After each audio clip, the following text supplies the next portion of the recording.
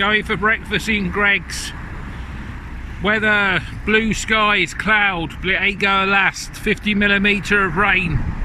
See ya. Hiya folks, this is the Headbanging Zulu here, better known as Steve. Here is a substance that us Brits can't live without. It's called tea. And I thought I'd have a cup of tea while I was making this vid. Metal theologian Aaron, bless him, shows this sugary pop. And I thought I'd stay patriotic. Sorry about the cup, it's one of my aunties. But this is what we have, especially at 10 o'clock in the morning. It's a great British cup of tea. And this stuff is what built a nation on. But we'll have a quick slurp. I've got only four items to show you today. So without any further ado, let's crack on. It's from had a big shot the other day, and I've been resisting temptation because I'm going back home Friday, and I didn't want to go back to the record store and spend any more money. So I've been living like a monk basically for the last week or so. Because when you're a record collector, the temptation's always there, and especially when you know where come out and play Twisted Sister signed album is, and it's a very good price.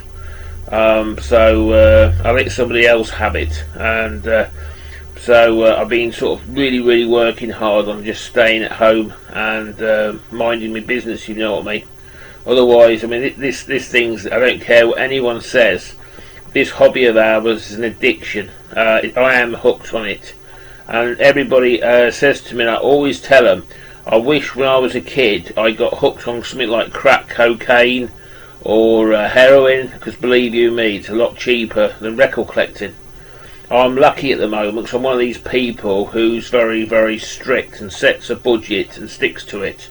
But I know people who spend hundreds of pounds on stuff, and you know, on prices that make my eyebrows singe, you know what I mean. They just spend silly money on it.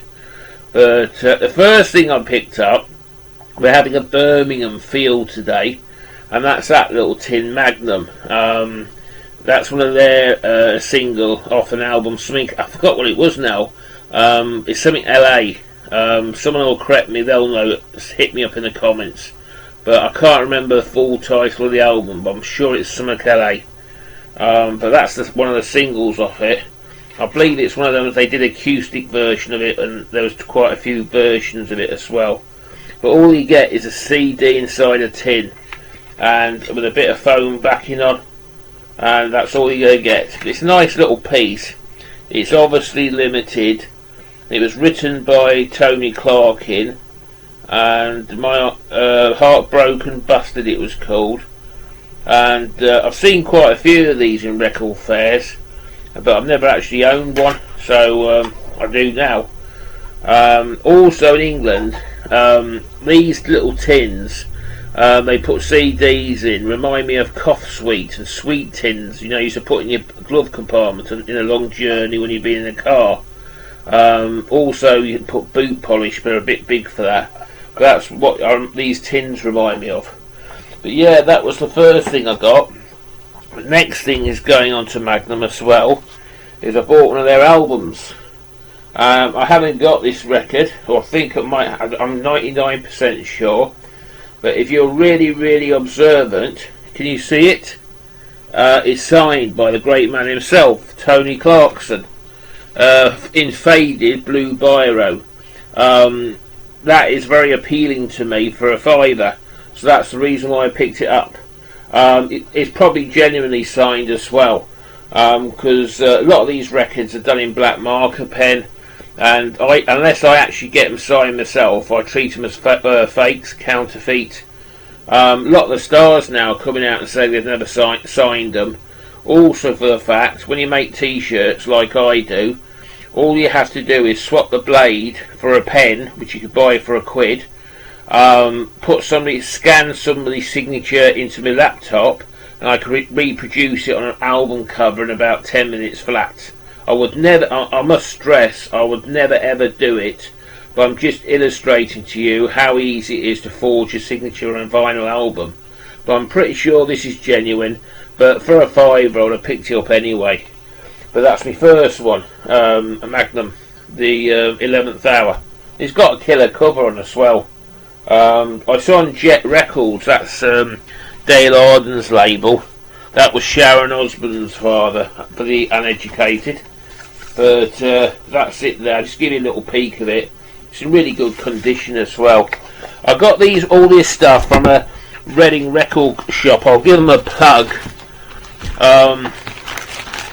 It's this one, the Sound Machine. Please feel free to go there. It's a great shop, very friendly, and it's not very far from Reading Station either. It's about a 5-minute walk. So if you're in town, please feel free to go and ask for, the guy's really good. Really nice lads, and they've got some great albums and records, as you've seen. The next thing I bought was a record I was never going to leave in any record store, and that's this one, Acid Rain, British thrash metal. I used to own this record once upon a time before it got liberated. That's the backside of it. It's under One Flag label, and it's just a cracking record. I can't talk too much about it because I've forgotten what it sounds like. But it's just a great record. I'm glad to have back in the collection, and I will be listening to it when I get home on Friday. But for £8, it's just amazing. I've seen these go for a lot more, so I was really chuffed. Now the last record, I think it's been held up recently by Metal Mickey or Cloudy, or I know somebody held it up, but my eyes nearly popped out my head when I saw it, especially for a tenner. And this is this record. This is M.O.D's Gross Misconduct. He says something else then. If you're familiar with Stormtroopers of Death, the singer, and I can try to think of his name, is it Billy Gill? I'm sorry if I mispronounced it. It's Billy Gilano or something of that ilk. He sang with this band as well, and it's just a good album. It's got a killer cover as well. And somebody in the VC recently held this up, and I think it was a bit of a karma when they held it up, and I actually found a copy because I thought to myself, when they held it up, jammy so and so you know what I mean? But I can't believe I got a copy myself in the collection. Oh, Billy Milano, that's his name. He used to sing with Stormtroopers of Death. And this album was released in 1989 on the Noise International label. And that's the back side of it, them coming out of a wall. But it's a great, if you're into like crossover, thrash, this is one for you. And for a tenner, I just was so shocked. Again, some record stores, this is sort of album they charge you a fortune for. But I'm so glad I've got it into my collection. Anyway folks, thank you very much for putting up with me in the last 4 videos. We're on 8 minutes now, and hopefully the next time I release a video I will be at home, so I'm going back Friday. So I want to wish everybody, I just want to say, and I'll see you next time, and take care folks, and be kind and love each other. Bye.